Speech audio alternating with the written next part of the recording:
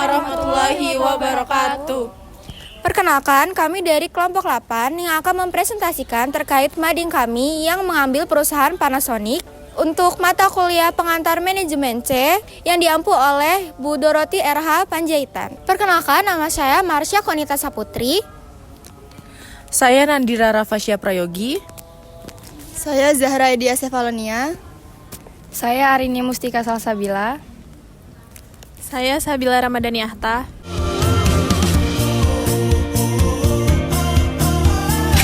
Apakah tanggung jawab sosial itu? Di dalam perusahaan Panasonic, tanggung jawab sosial itu ada 4, yaitu yang pertama, menghormati hak asasi manusia. Panasonic menghormati hak asasi manusia yang sudah diakui secara internasional, dan Panasonic juga mematuhi standar terkait hak asasi manusia.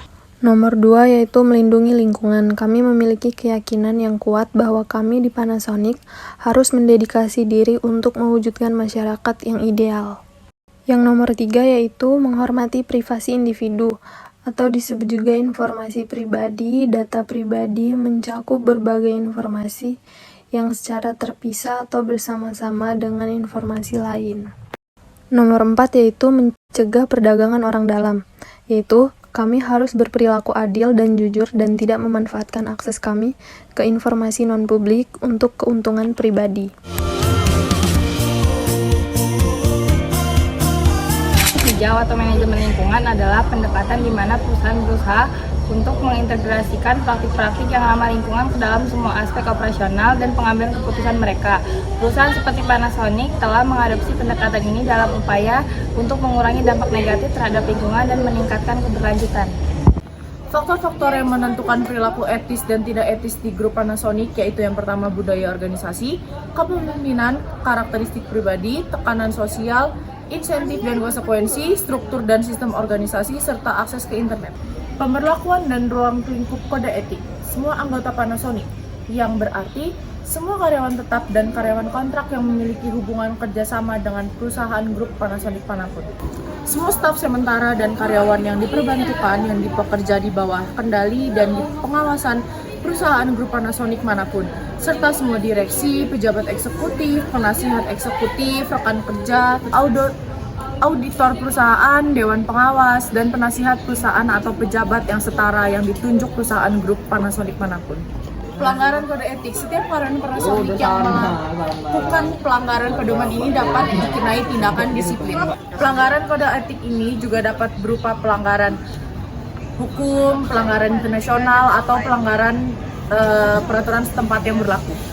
Yang terakhir, pelanggaran ini juga dapat menyebabkan risiko seperti berhentinya kerja atau di PHK, juga dapat SP, dan lain-lain.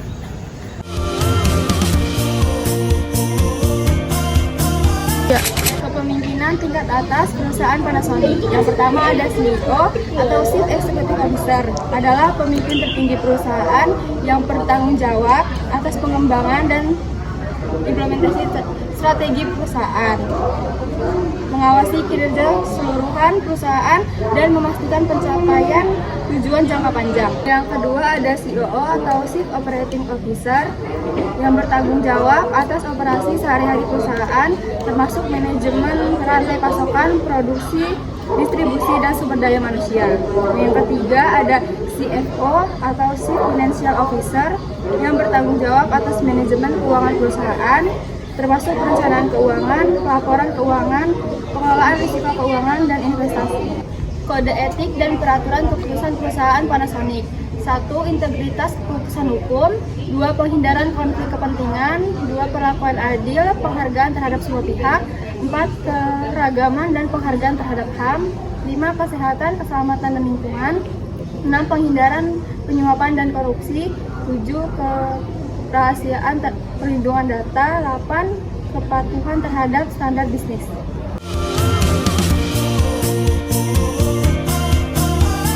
Selanjutnya ada langkah-langkah umum proses pemilihan karyawan di perusahaan Panasonic. Yang pertama ada pengumuman posisi. Biasanya pengumuman posisi diumumkan melalui situs pencarian kerja online di situs perusahaan tersebut. Yang kedua ada penerimaan lamaran. Biasanya penerimaan lamaran ditinjau dari beberapa dokumen-dokumen yang karyawan tersebut kirimkan melalui SOP yang ditentukan oleh perusahaan tersebut. Yang ketiga ada seleksi lamaran. Di sini karyawan akan diseleksi berdasarkan posisi yang mereka ingin lamarkan, seperti mereka diseleksi tentang skills mereka maupun personal atau hard skill. Yang keempat ada wawancara. Di sini karyawan akan diwawancara dan ditanyai mengapa karyawan tersebut memiliki tujuan untuk melamarkan dirinya untuk bekerja di perusahaan tersebut. Yang kelima ada tes keterampilan. Biasanya ada beberapa fungsional ataupun divisi di perusahaan yang memerlukan untuk tes keterampilan, seperti tes psikotes ataupun tes teknis. Selanjutnya ada verifikasi referensi. Di sini perusahaan akan memverifikasi referensi karyawan seperti pengalaman-pengalaman karyawan di dunia kerja sebelumnya. Yang ketujuh ada keputusan penawaran. Di sini perusahaan akan membuat keputusan apakah ingin menerima atau menolak karyawan tersebut. Yang terakhir ada orientasi dan integrasi. Di sini bila karyawan sudah diterima di kantor Panasonic, karyawan akan diorientasi serta diintegrasi untuk memulai pekerjaan yang ia pilih. Sekian presentasi dari kami kelompok 8, kami akhiri. Wassalamualaikum warahmatullahi wabarakatuh.